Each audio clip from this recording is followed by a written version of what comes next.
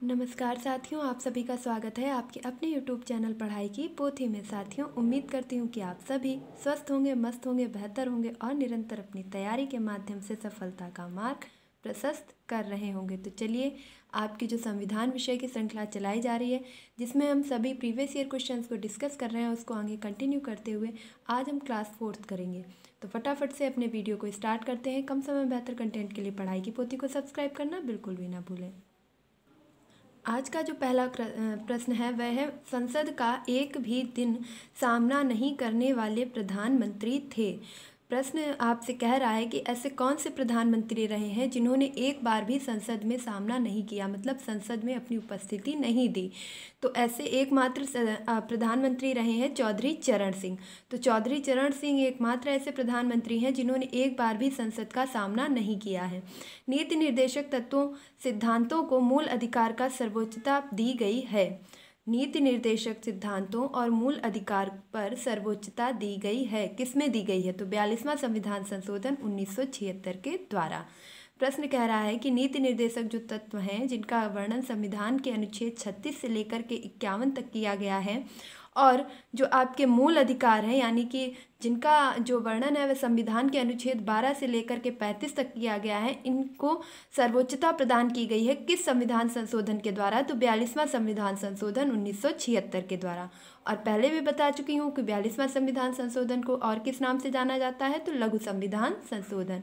Next देखेंगे, संविधान में मौलिक कर्तव्यों को जोड़ा गया। संविधान में मौलिक कर्तव्यों को कब जोड़ा गया? तो 42वें संविधान संशोधन 1976 के द्वारा। अब अगर संविधान में मौलिक कर्तव्यों की बात आई है तो मौलिक कर्तव्य से जितने भी क्वेश्चंस निकल सकते हैं हम उन सभी को एक साथ फिर से रिवाइज करेंगे। जैसे मूल संविधान में कितने मौलिक कर्तव्य थे? तो एक भी नहीं थे। संविधान में मौलिक कर्तव्य कब जोड़े गए? तो 42वां संविधान संशोधन 1976 के द्वारा। किस समिति की सिफारिश पर जोड़े गए? तो सरदार स्वर्ण सिंह समिति की सिफारिश पर जोड़े गए। इसके साथ वर्तमान में मूल कर्तव्य कितने हैं? तो 11 हैं। जब यह संविधान में जोड़े गए थे 42वां संविधान संशोधन 1976 के द्वारा, तब इनकी संख्या कुल 10 थी। 10 मौलिक कर्तव्य जब संविधान संशोधन करके जोड़े गए थे तब इनकी संख्या थी, और वर्तमान में 11 मौलिक कर्तव्य है। 11वां कौन सा है? तो जिसे 86वां संविधान संशोधन 2002 के द्वारा जोड़ा गया, जिसमें 6 से 14 वर्ष के बच्चों को निःशुल्क एवं अनिवार्य शिक्षा का प्रावधान किया गया है। अगला है, संपत्ति के अधिकार को मूल अधिकार से हटाकर विधिक अधिकार कब कर दिया गया? जो संपत्ति का अधिकार है यह पहले मूल अधिकार हुआ करता था, लेकिन अब यह विधिक अधिकार है। तो किस संविधान संशोधन के द्वारा इसे विधिक अधिकार में परिवर्तित किया गया? तो 44वें संविधान संशोधन 1978 ईस्वी के द्वारा। 44वें संविधान संशोधन 1978 के द्वारा संपत्ति के अधिकार को मूल अधिकार से बदल करके विधिक अधिकार यानी कि कानूनी अधिकार में बदल दिया गया है। और किस अनुच्छेद में जोड़ा गया है? तो अनुच्छेद 300 का में। अगला प्रश्न देखेंगे, मतदान करने की उम्र 21 वर्ष से घटाकर 18 वर्ष की गई। पहले जो पूर्व में मतदान करने की आयु होती थी वह कुल 21 वर्ष होती थी, जिसे घटा करके 18 वर्ष कर दिया गया। तो यह किस संविधान संशोधन के द्वारा किया गया? 61वां संविधान संशोधन 1989 ईस्वी के द्वारा। जो मतदान की उम्र है वह 21 से घटा करके 18 वर्ष कर दी गई है 61वां संविधान संशोधन 1989 के द्वारा। यहाँ पर जितने भी महत्वपूर्ण संविधान संशोधन है जो पिछली परीक्षाओं में पूछे जा चुके हैं उन सभी को डिस्कस किया जा रहा है। अगला प्रश्न है, संपूर्ण भारत में पंचायती राज की स्थापना कब की गई? संपूर्ण भारत में पंचायती राज व्यवस्था की स्थापना कब की गई? तो 73वें संविधान संशोधन 1993 ईस्वी के द्वारा। सबसे पहले तो यह जान लेंगे कि पंचायती राज व्यवस्था का वर्णन संविधान की किस अनुसूची में किया गया है? तो संविधान की अनुसूची नंबर 11 में पंचायती राज व्यवस्था का वर्णन किया गया है, जिसे 73वें संविधान संशोधन 1993 के द्वारा जोड़ा गया था। वर्तमान में इसमें कार्य करने हेतु कुल 29 विषय प्रदान किए गए हैं। मूल संविधान में कुल कितनी अनुसूचियां थी? तो 8 अनुसूचियां थी। वर्तमान में 12 अनुसूचियां हैं, जिसमें जो 9वीं अनुसूची है वह प्रथम संविधान संशोधन 1951 के द्वारा जोड़ी गई, जिसका जो संबंध है वह भूमि अधिग्रहण से है। वहीं 10वीं अनुसूची 52वां संविधान संशोधन 1985 के द्वारा जोड़ी गई, जिसका संबंध दल बदल कानून से है। और 11वीं अनुसूची यहाँ पर दिया ही गया है कि 73वें संविधान संशोधन 1993 के द्वारा जोड़ी गई, जिसका संबंध पंचायती राज व्यवस्था से है, जिसके तहत भारत में त्रिस्तरीय पंचायती राज व्यवस्था लागू की गई है। त्रिस्तरीय पंचायती राज व्यवस्था का अर्थ होता है कि जो पंचायती राज व्यवस्था है वह 3 स्तरों में बांट दी गई है। सबसे पहले आता है ग्राम पंचायत, फिर क्षेत्र पंचायत और उसके बाद जिला पंचायत। प्रश्न पूछा जा सकता है कि त्रिस्तरीय पंचायती राज व्यवस्था को देने का श्रेय किसे जाता है, तो बलवंत राय मेहता समिति को। त्रिस्तरीय पंचायती राज व्यवस्था देने का श्रेय बलवंत राय मेहता समिति को जाता है। और 12वीं अनुसूची कब जोड़ी गई, तो वह भी 73वें संविधान संशोधन 1993 के द्वारा ही संविधान में जोड़ी गई, जिसका संबंध नगर निगम से है। अगला प्रश्न देखेंगे, संविधान की 8वीं अनुसूची में बोडो, मैथिली, डोंगरी और संथाली भाषा को जोड़ा गया। यहाँ 8वीं अनुसूची की बात की जा रही है कि संविधान की 8वीं अनुसूची में जो 4 भाषाएं जोड़ी गई, बोडो, डोंगरी, मैथिली और संथाली, यह किस संविधान संशोधन के द्वारा जोड़ी गई, तो 92वें संविधान संशोधन 2003 के द्वारा संविधान की 8वीं अनुसूची में 4 नई भाषाएं जोड़ी गई, जिसमें थी मैथिली, डोंगरी, बोडो और संथाली। इसके पहले संविधान में अगर पूछा जाए कि मूल संविधान में कुल कितनी भाषाएं थी, तो 14 भाषाएं थी। वर्तमान में संविधान में कुल कितनी भाषाएं हैं, तो 22 भाषाएं। भाषाओं का वर्णन संविधान की किस अनुसूची में किया गया है, तो अनुसूची नंबर 8 में किया गया है। अब इस 8वीं अनुसूची में जो 22 भाषाओं का वर्णन किया गया है, इसमें जो भाषाएं हैं क्रमशः किसी न किसी संविधान संशोधन के द्वारा ही जोड़ी गई हैं, जिसमें 21वें संविधान संशोधन 1967 के द्वारा सिंधी भाषा को जोड़ा गया। इसके बाद आपके एक 71वां संविधान संशोधन हुआ और ये 92वां संविधान संशोधन हुआ, जिसमें आपके 2003 में 4 भाषाएं जोड़ी गई। अगला प्रश्न देखेंगे, राष्ट्रपति एवं उपराष्ट्रपति के निर्वाचन संबंधी विवादों का निपटारा करता है। जो राष्ट्रपति हैं, जिनका वर्णन संविधान के अनुच्छेद 52 में किया गया है कि संविधान के अनुच्छेद 52 में कहा गया है कि भारत का एक राष्ट्रपति होगा, और अनुच्छेद 53 में ऐसा कहा गया है कि वह कार्यपालिका का प्रधान होगा। और उपराष्ट्रपति के निर्वाचन की बात संविधान के अनुच्छेद 63 में की गई है। तो इनके निर्वाचन में जो भी विवाद हो जाते हैं उनका निपटारा कहाँ पर किया जाएगा, तो सर्वोच्च न्यायालय में। अब सर्वोच्च न्यायालय का वर्णन किस अनुच्छेद में किया गया है, ये आप मुझे कमेंट बॉक्स में बताएंगे। अगला प्रश्न है, रेगुलेटिंग एक्ट कब पारित किया गया या कब आया, तो रेगुलेटिंग एक्ट कब आया था, 1773 में, जिसके तहत आपके कलकत्ता में एक विश्वविद्यालय की भी स्थापना की गई थी। अगला प्रश्न है, बंगाल के गवर्नर जनरल को भारत का गवर्नर जनरल कहा जाने लगा। जो बंगाल के गवर्नर जनरल थे उन्हें भारत का गवर्नर जनरल कब कहा जाने लगा, तो 1833 ईस्वी का चार्टर अधिनियम के तहत। 1833 ईस्वी का जो चार्टर अधिनियम आया था उसके तहत जो बंगाल के गवर्नर होते थे अब उन्हें भारत का भी गवर्नर जनरल कहा जाने लगा था। प्रश्न ये भी पूछा जा सकता है कि बंगाल के गवर्नर जनरल को भारत का गवर्नर जनरल किस एक्ट में कहा गया, तो 1833 का चार्टर अधिनियम। नेक्स्ट है, मार्ले मिंटो सुधार अधिनियम भारत आया था। मार्ले मिंटो सुधार अधिनियम कब भारत आया था, तो 1909 में। इसे सांप्रदायिक निर्वाचन के लिए भी उत्तरदायी ठहराया जाता है। मॉन्टेग्यू चेम्सफोर्ड सुधार अधिनियम कब लागू हुआ, मॉन्टेग्यू चेम्सफोर्ड सुधार अधिनियम कब लागू हुआ, तो 1919 में। अब 1919 में जितनी भी घटनाएं हुई हैं उन सभी को रिकॉल करेंगे। तो 1919 में ही आपके जलियांवाला बाग हत्याकांड हुआ था। 1919 में ही रॉलेट एक्ट आया था, और 1919 में आए रॉलेट एक्ट को महात्मा गांधी जी के द्वारा काला कानून की संज्ञा दी गई थी। इसे ही बिना अपील, बिना दलील और बिना गवाह का कानून भी कहा गया था। तो 1919 में कौन कौन सी घटनाएं हुई हैं, मॉन्टेग्यू चेम्सफोर्ड सुधार अधिनियम, 1919 का रॉलेट एक्ट, 1919 में जलियांवाला बाग हत्याकांड, और जिसकी जाँच के लिए हंटर कमेटी जो है आपकी आयोजित की गई थी। अगला प्रश्न देखेंगे, द्वैध शासन प्रणाली को समाप्त कर दिया गया था। द्वैध शासन प्रणाली को कब समाप्त कर दिया गया था, तो 1935 ईस्वी के एक्ट के द्वारा। द्वैध शासन प्रणाली को 1935 ईस्वी के एक्ट के द्वारा समाप्त कर दिया गया था। अब 1935 में जो भी चीज़ें हुई हैं उनको रिकॉल करेंगे। जैसे 1 अप्रैल 1935 को आपके RBI यानी कि रिजर्व बैंक ऑफ इंडिया की स्थापना हुई थी, जिसका राष्ट्रीयकरण कब हुआ था, तो 1 जनवरी 1949 को। इसके प्रथम अध्यक्ष कौन थे, तो ओसबॉर्न स्मिथ, और वर्तमान में इसके अध्यक्ष कौन है, ये कमेंट बॉक्स में बताएंगे। अगला प्रश्न है, भारत में एक लोक सेवा आयोग का गठन 1926 ईस्वी में किया गया था। भारत में एक लोक सेवा आयोग का गठन 1926 ईस्वी में किया गया था। तो वह किस अधिनियम के तहत किया गया था, 1919 ईस्वी के भारत शासन अधिनियम। 1919 के भारत शासन अधिनियम के द्वारा भारत में एक लोक सेवा आयोग का गठन किया गया था।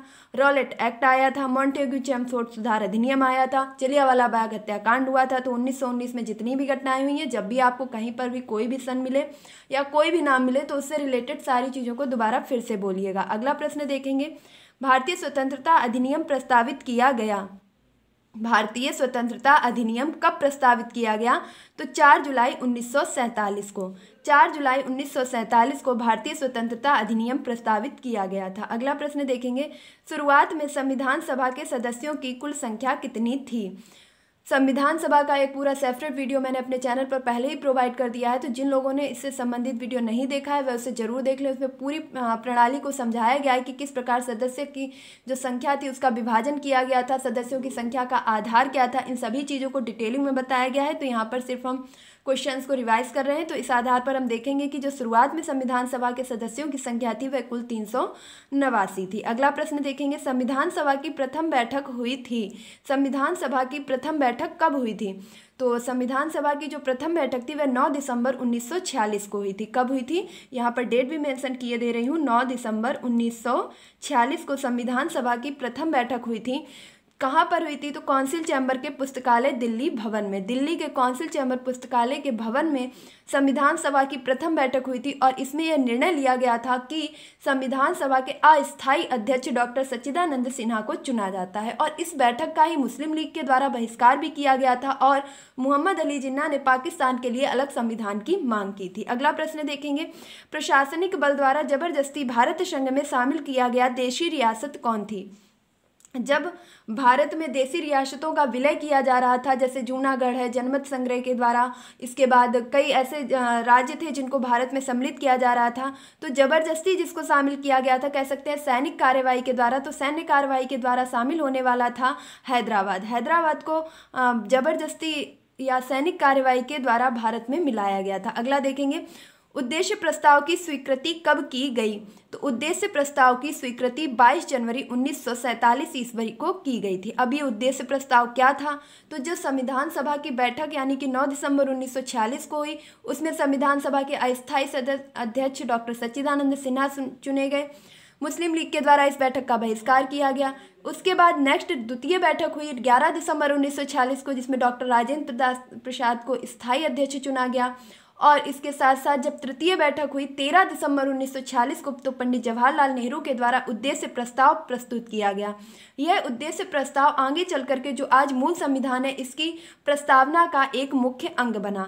और यह उद्देश्य प्रस्ताव प्रस्तुत पंडित जवाहरलाल नेहरू ने 13 दिसंबर 1946 को ही कर दिया गया था, लेकिन इसे संविधान के द्वारा स्वीकृति कब दी गई? तो 22 जनवरी 1947 ईस्वी को। तो इस पूरी घटना को आप अच्छे से समझ चुके होंगे। अगला प्रश्न देखेंगे, प्रारूप समिति का गठन किया गया।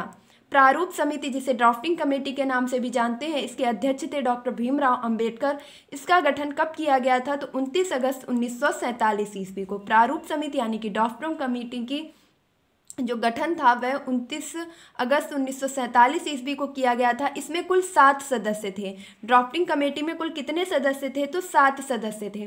जिसके अध्यक्ष कौन थे? तो स्वयं BR अम्बेडकर इसके अध्यक्ष थे। इन 7 सदस्यों में आपके जैसे N गोपाल स्वामी अय्यर, कृष्णा स्वामी अयंगर, इसके साथ KM मुंशी और यानी कि कन्हैयालाल मणिकलाल मुंशी, पट्टाभी सीतारमैया, और उनकी जब डेथ हो जाती है तो TT कृष्णामाचारी, और इसी प्रकार मोहम्मद सादुल्ला, ये सभी आपके क्या थे? प्रारूप समिति के सदस्य थे। तो कुल मिलाकर के 7 सदस्य थे, जिसमें BR अम्बेडकर अध्यक्ष थे। गठन कब किया गया? 29 अगस्त 1947 ईस्वी को। ये मोस्ट इंपॉर्टेंट क्वेश्चन है, हर बार परीक्षाओं में पूछ लिया जाता है। अगला देखेंगे, संघ की मंत्रिपरिषद सामूहिक रूप से किसके प्रति उत्तरदायी होती है?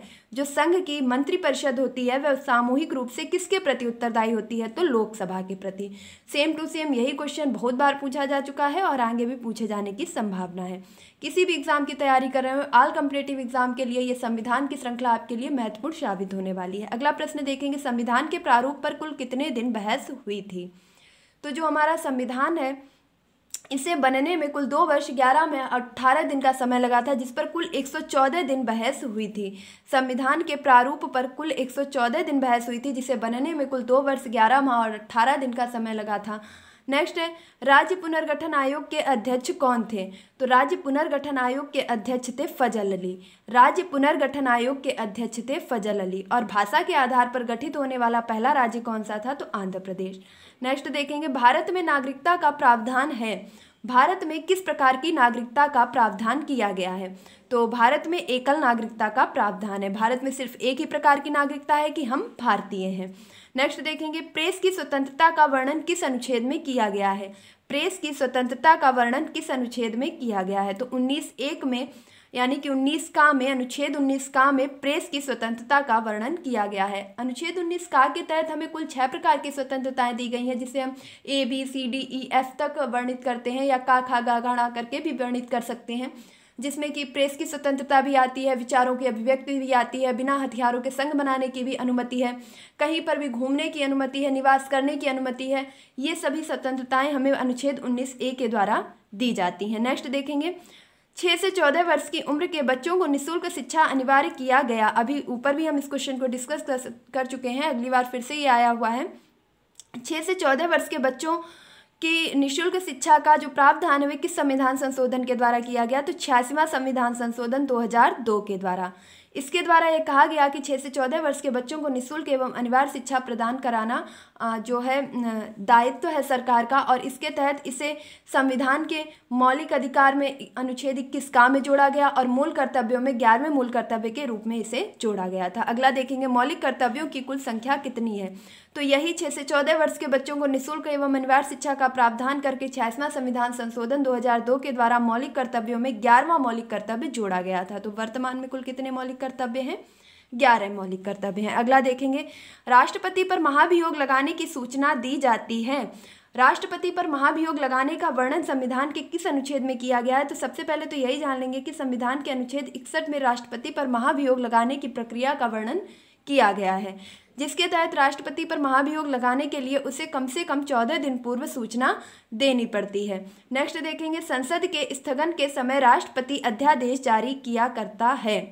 यदि राष्ट्रपति अपना अध्यादेश जारी करता है तो वह किस अनुच्छेद के तहत राष्ट्रपति अपना अध्यादेश जारी कर सकता है, तो अनुच्छेद 123 यानी कि 1, 2, 3 के तहत जो राष्ट्रपति है वह अध्यादेश जारी कर सकता है। ये बात हो गई राष्ट्रपति की, कि राष्ट्रपति के द्वारा अध्यादेश अनुच्छेद 123 के तहत जारी किया जाता है। और वहीं अगर विधानमंडल के स्थगन के समय राज्यपाल अध्यादेश जारी करता है तो उसे संविधान के अनुच्छेद 213 के तहत यह शक्ति प्रदान की गई है कि वह अध्यादेश जारी कर सकता है।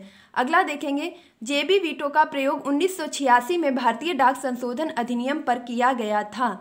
जो भारतीय डाक संशोधन अधिनियम आया था उसमें जेबी वीटो का प्रयोग 1986 में किसके द्वारा किया गया था, तो उस समय जो तत्कालीन राष्ट्रपति थे ज्ञानी जैल सिंह ने वीटो पावर का इस्तेमाल किया था, यानी जेबी वीटो पावर के द्वारा इन्होंने भारतीय डाक संशोधन बिल पर अपना कोई भी बोल सकते हैं पुट ऑन नहीं दिया था। ना ही एक तरीके से वीटो पावर का मतलब होता है कि जब हम किसी प्रश्न का उत्तर या जवाब ना ही हाँ में दे रहे हैं और ना ही ना में दे रहे हैं, तो उस समय राष्ट्रपति को शक्ति होती है कि वह वीटो पावर का इस्तेमाल कर सकता है, यानी कि वह किसी भी प्रकार का जवाब प्रेषित नहीं करेगा। तो ज्ञानी जैल सिंह के द्वारा 1986 में भारतीय डाक संशोधन अधिनियम पर वीटो पावर का प्रयोग किया गया था। तो ये थे कुछ मोस्ट इंपॉर्टेंट क्वेश्चन, क्योंकि वीडियो काफ़ी लंबा हो जाएगा और आपको बोरियत महसूस ना हो, इसलिए क्वेश्चंस को आज यहीं स्टॉप करती हूँ। मिलती हूँ अपने नेक्स्ट वीडियो में, तब तक के लिए आप लोग इसे देखिए और अपने दोस्तों के साथ शेयर कीजिए। अगर आपको ये वीडियो थोड़ा सा भी अच्छा लगा है तो मेक श्योर वीडियो को लाइक, चैनल को सब्सक्राइब कीजिए।